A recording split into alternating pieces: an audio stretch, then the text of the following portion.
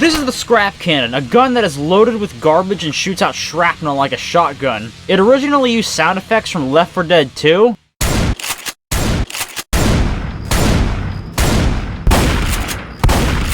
But here's how I replace it with original sound effects.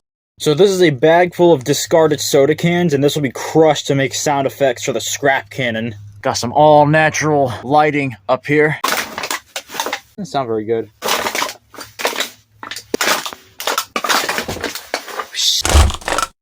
Alright, so now we gotta do shotgun firing sounds, and I was thinking I could just like smack the hell out of this and then add some reverb and some distortion. Man, this poor box.